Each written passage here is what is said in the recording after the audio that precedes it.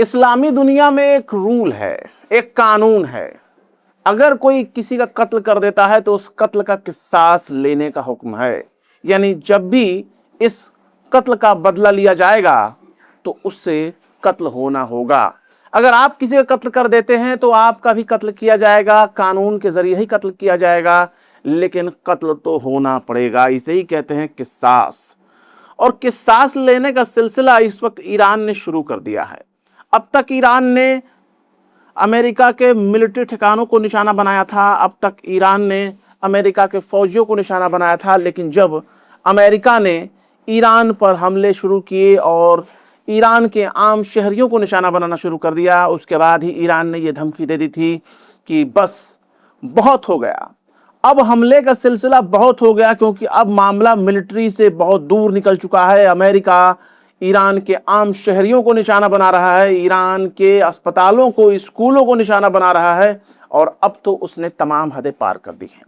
Donald Trump ने जिस तरह से धमकी दी थी कि रात में बहुत बड़ा हमला होगा, आने वाले दिनों में भी बड़ा हमला होगा, हफ्ते भर में भी बड़ा हमला होगा, वो हमला उसने कर दिया है। ईरान के उन तमाम जगहों को निशाना बनाना शुरू कर दिया है जिसे सिविलियन इंफ्रास्ट्रक्चर कहते हैं, आम नागरिक ढांचा कहते हैं। उन जगहों पर अमेरिका ने हमला कर दिया है। और यह हमला कब किया?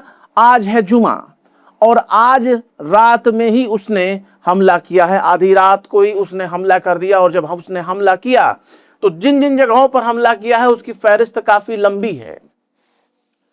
उसने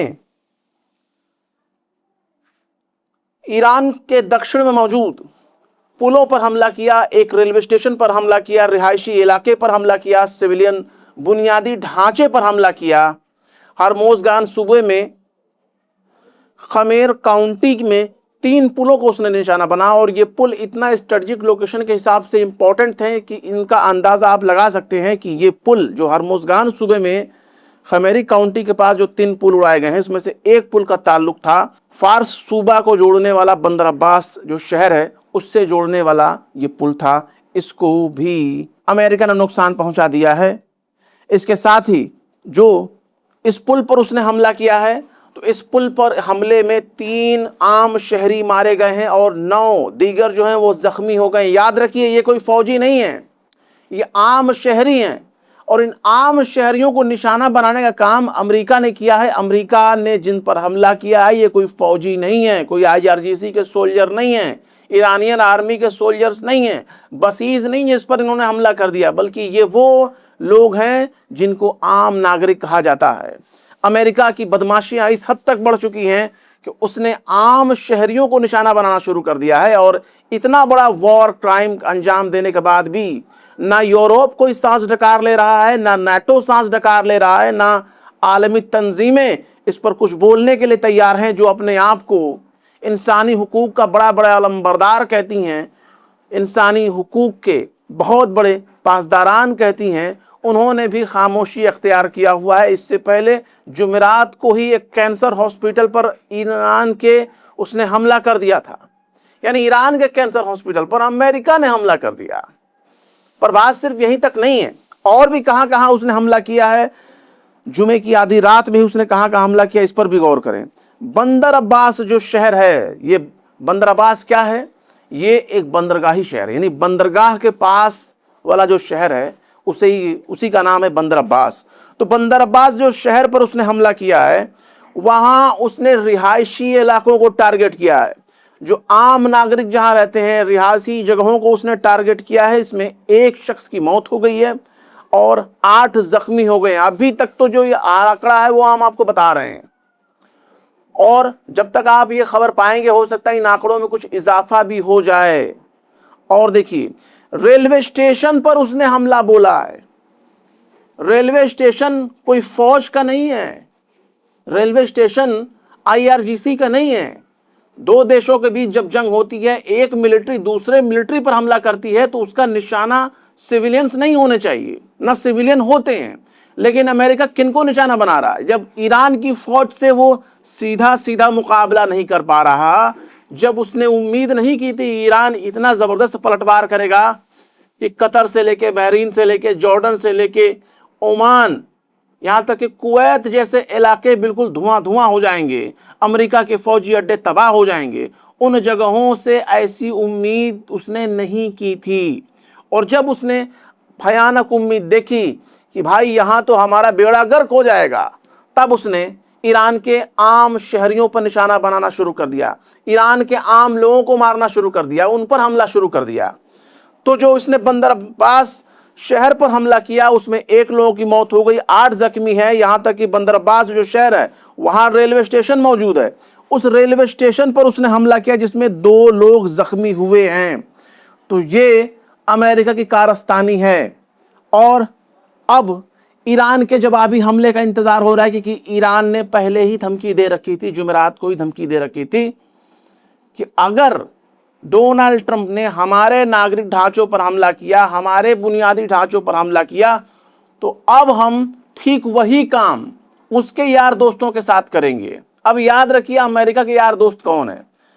गल्फ रीजन में मौजूद जितने भी अरब के देश हैं वो सब के सब अमेरिका के यार दोस्त हैं, कोई भी अमेरिका का दुश्मन नहीं है।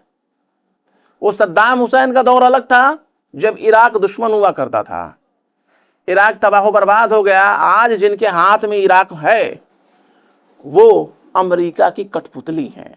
और सिर्फ वही नहीं, मिडिल ईस्ट में मौजूद जितने भी अरब मुस्लिम देश हैं ये सब के सब अमेरिका के इशारे पर नाचने वाले बंधुआ मजदूर हैं, कठपुतली हैं। और अब इनके सरों पर ईरान की जब मिसाइलें गिरेंगी तब पता चलेगा कि अपनी सरजमीन का इस्तेमाल दूसरे देशों पर होने के लिए फिर अंजाम क्या होता है। इन्होंने सीधे सीधे यही कहना शुरू कर दिया है कि ईरान पर हम हमला नहीं कर रहे, वो तो अमेरिका हमला कर रहा है, हमें ईरान को नुकसान पहुंचाने का कोई शौक नहीं है, हम उसके साथ कोई दुश्मनी नहीं रखना चाहते। लेकिन साहब अरब के इन बादशाहों को यह बताना चाहिए कि अपने यहाँ के सरजमीन का इस्तेमाल करते हुए तुम अमेरिका को ईरान पर हमले की इजाजत कैसे दे रहे हो। अब देखिए ईरान की सरकारी न्यूज एजेंसी है IRIB, सरकारी ब्रॉडकास्टर, उसने एक वीडियो रिलीज किया है जिससे यह पता चलता है कि कुवैत से बाकायदा अमेरिका हिमराज जो मिसाइल लॉन्चर है, मोबाइल मिसाइल लॉन्चर है, कहीं से भी कहीं ट्रांसपोर्ट हो जाएगा वो, उस हिमराज मिसाइल से कुवैत की सरजमीन से सीधे ईरान पर मिसाइल दागी गई है। उसका वीडियो भी सोशल मीडिया पर नजर आ रहा है, मौजूद है। तो कहीं ना कहीं हमला तो हो रहा है। वहीं बादशाह जॉर्डन उर्दन वो कहता है कि हमारे यहाँ तो अमेरिका के अड्डे हैं ही नहीं, वो तो हमारी सिक्योरिटी के लिए एक फोर्स मौजूद है, हमने कोई अलग से उनके लिए अमेरिका का मिलिट्री बेस बनाकर नहीं दे रखा। लेकिन ईरान ने इन तमाम जगहों को ठोका है। इस 6 दिन के दौरान उसने जमकर ठोका है। और पता है अमेरिका ने क्या क्या बदमाशी की है। जो उसने आम लोगों को निशाना बनाना शुरू किया है उसमें कितने लोग मारे गए? 35 आम शहरियों की मौत हुई है और 300 से ज्यादा लोग अमेरिका के हमलों में जख्मी हुए। ये पूरे 6-7 दिन का आंकड़ा है। ये ईरान की हेल्थ मिनिस्ट्री का ये डेटा है। पर बात सिर्फ यहीं तक नहीं है जितना आप सुन रहे हैं और समझ रहे हैं, मामला बहुत दूर तक निकल चुका है। अब ईरान के जवाबी हमले का इंतजार हो रहा है कि वो अमेरिका के यार दोस्तों यानी जो अरब के मुस्लिम देश हैं, अरब देश हैं, उनके यहाँ भी रेलवे पुल हो, ब्रिज हो या रेलवे स्टेशन हो, हाईवे हो, मेट्रो स्टेशन हो, एयरपोर्ट हो, उन तमाम जगहों को भी अब वो निशाना बनाएगा, क्योंकि इन तमाम जगहों पर ईरान के हमला हो चुका है। और ईरान भी जब इसका किसास लेगा तो किसास का यही तरीका है कि तुमने जहां जहां हमें ठोका है हम भी तुम्हारे लोगों पर वैसे ही कहर बरपाएंगे और तुम पर हमला करेंगे। यानी शाम तक, आज शाम होते होते कई बहुत बड़े लेटेस्ट अपडेट आपको देखने को मिलेंगे। और हो सकता है अरब देशों की हालत और भी ज्यादा खराब हो जाए, खासकर ईरान के जवाबी हमले के बाद। पर मामला सिर्फ यहीं तक नहीं है, मामला बहुत दूर तक निकल चुका है। ईरान ने पहले ही समझा रखा था यमन के हौसियों को, अंसारुल्लाह को, उसने समझा रखा था कि अगर तुम ध्यान देना, अगर हम पर हमला होगा, अगर ईरान के बुनियादी ढांचों पर अमेरिका ने हमला किया तो तुम भी उधर बाब अल मंदब को बंद कर देना, ये लाल सागर को बिल्कुल ब्लॉक कर देना, काम है खत्म। अब सोचिए, बहरे हार्मूज बंद है, ईरान ने बंद कर रखा है, अमेरिका ने भी ब्लॉकेट लगा रखा है, कोई भी जहाज ना आ रही है ना जा रही है, तो दुनिया का कारोबार, दुनिया की मईशत पहले ही यहां पर ठप हो गई। इसके अलावा अगर बाब अल मंदब बंद हो गया, अगर लाल सागर पे रोक लग गई और हौसियों ने नाकेबंदी लगा दी, यमन ने रोक लगा दिया, तो फिर अमेरिका का भी जहाज रुकेगा, इजराइल का भी जहाज रुकेगा, फ्रांस का भी जहाज रुकेगा, जर्मनी, ब्रिटेन, नीदरलैंड, तमाम यूरोप के जहाज रुकेंगे। सबको अफ्रीका का चक्कर लाकर अब जाना पड़ेगा, यह हालत हो जाएगी। और अब तक उसने रोक लगा दिया होगा, जैसा कि पहले से उसने वार्निंग दे रखी थी कि देखो हुती हौसियों, अगर हम पर हमला होगा तो तुम वहां बिना अर्ली परमिशन के बंद कर देना, काम खत्म कर देना। पर मामला सिर्फ यहीं तक महदूद नहीं है, इजराइल भी काफी ज्यादा परेशान है। एक तो मिडिल ईस्ट के रीजन में इजराइल भी तो एक पहचान रखता है, जो अमेरिका के यार दोस्तों में शुमार है। क्या ईरान इजराइल पर भी हमला करेगा या नहीं?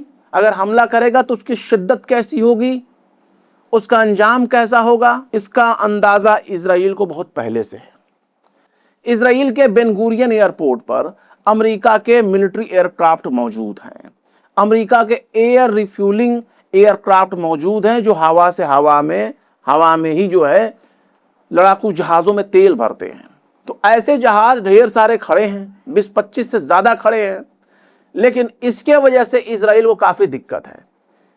इजराइल देख रहा है कि अगर ईरान ने हमले किए तो उसके बेन गुरियन एयरपोर्ट पर भी हमला करेगा, क्योंकि वहां अमेरिका के जहाज खड़े हैं, अमेरिका की फैसिलिटी खड़ी है।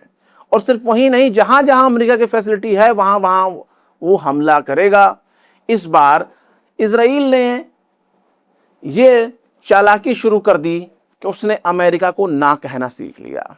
उसने अमेरिका को मना कर दिया कि ना भाई ना, हमारे बेन गुरियन एयरपोर्ट से अपने जहाजों को किसी दूसरे जगह पे ले जाओ, हम दूसरा विकल्प दे देंगे, वहां पर ले जाकर तुम खड़े करो, बशर्ते यहां ना खड़ा करो। उसने एक रीजन दिया कि जो हमारे यात्री विमान हैं उनको प्रॉब्लम हो रही है, लिहाजा इन जगहों को खाली करो। पर अमेरिका ने इनकी एक भी दलील ना सुनी, इनकी मांग को खारिज कर दिया और वहीं कब्जा जमाकर बैठ गया।